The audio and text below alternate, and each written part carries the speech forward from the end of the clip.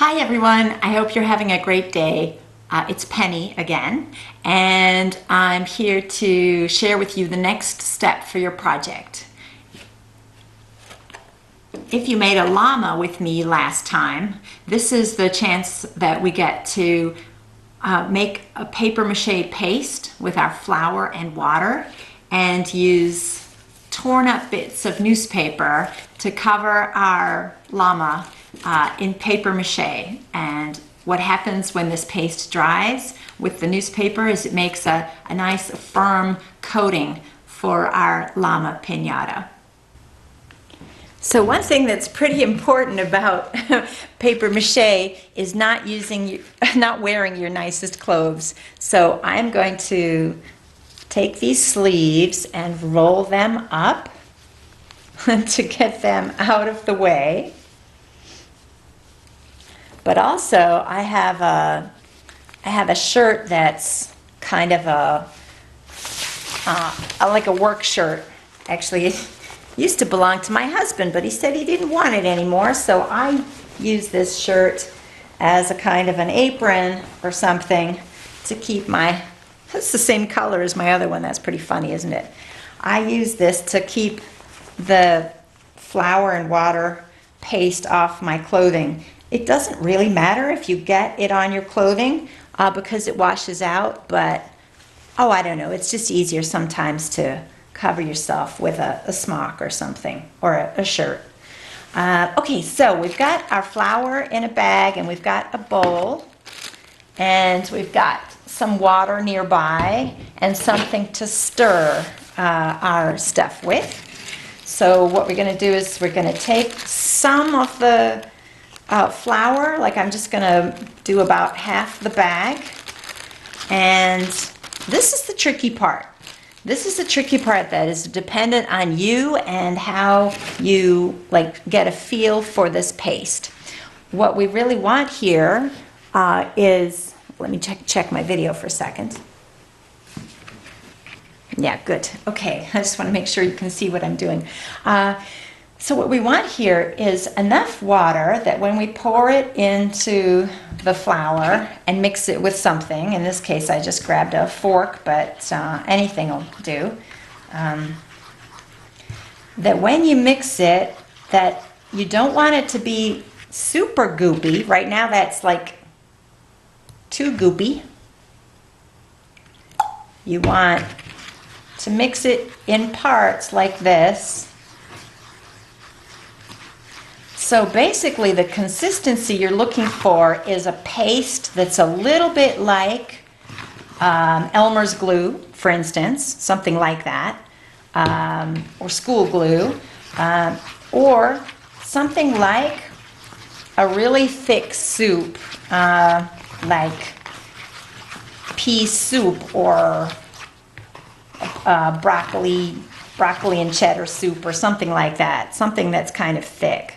So I'm adding water in slowly in parts, because you don't want to add a whole bunch of water and then make it like this stuff that's on the table, that's too thin.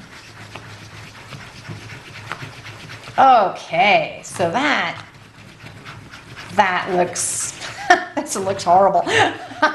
But it's about the right consistency. It's sort of like a thick soup, right? Okay. Now the other ingredients that we need for paper mache, and as you probably know, it's a French term, so we could say papier mâché if we really wanted to be super French about it.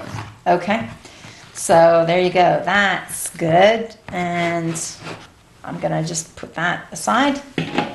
The other ingredient that we need, we've got our paste, and so now we need our newspaper. So what I've done is I've taken big pieces of newspaper and ripped them up into strips of newspaper, and then I've ripped these strips into squares about this big. More or less. Doesn't have to be. Something like that, right? So now you're all set to add paper mache to your project. And I'll show you that right now. Okay, so I hope I already reminded you to put something on to cover clothes that you want to keep clean, even though the paste that we made is not, it's not a big deal. It'll come out of clothes if you wash them, but if you want to save, you know, your nice clothes or whatever, just put something that you don't care that much about on.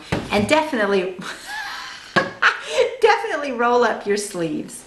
Okay, so here's our llama, and we've got our paste, and we've got our little torn up bits of newspaper. And what we're going to do is we're going to, oh, before I do this, some of you may have gotten a Kleenex box that is new and still has Kleenex in it. So take the Kleenex out and put it aside for using later or whatever. And it doesn't matter if you happen to have gotten the opening on the top of the box. It doesn't matter. Some people have the opening on the top. Some people have it on the bottom. It doesn't matter. So dip your newspaper into the paste and clean it off a little on one side of the bowl and start applying it to your llama. And the idea here is to overlap the pieces. It's a very messy business. You'll find that out soon enough. I started off today clean, but then I started doing these, and it's crazy fun. Okay, so, and also the flour paste sticks to everything, which is the whole point of using it, but it will stick to the table and everything else, but it does come off pretty easily, especially if you can get it unstuck while it's still wet. I guess that's why flour is used to make bread and tortillas and stuff. It's got sticky, it's sticky when it's added to water. Okay, so I hope you can see that I'm trying to cover the whole llama, except for, in my case, the opening is underneath. I won't cover that whole opening. I'll leave a space so that I can put candy in it later if I want to use it as a pinata.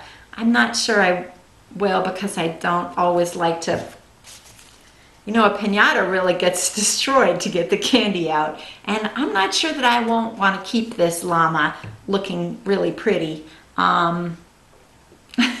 Just because it will look so nice. I'm not sure. Anyway, I'll leave that to you. That's your decision. Depends on how well it turns out, I suppose. So I'm going to keep coating this llama with newspaper covered in paste until the whole thing's covered. So you might think to yourself, well, what am I going to do about the end of the face there? Don't worry about that. What you can do is you can crumple up a little bit of newspaper and just sort of stuff it in the end there, which will help support a piece of, I hope you can see all right. It will help support the paper mache that you squidge onto the top of it. There's something important about this llama that we haven't talked about, and that is ears. So take a small piece of newspaper and put a little paper mache. I wonder, no, that's probably not the best.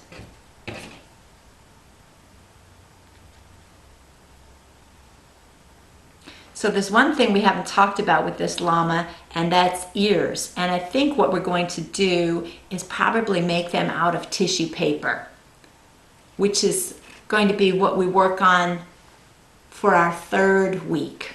But right now we're just going to keep going, covering our llama in paper mache, or as the French say, papier mache,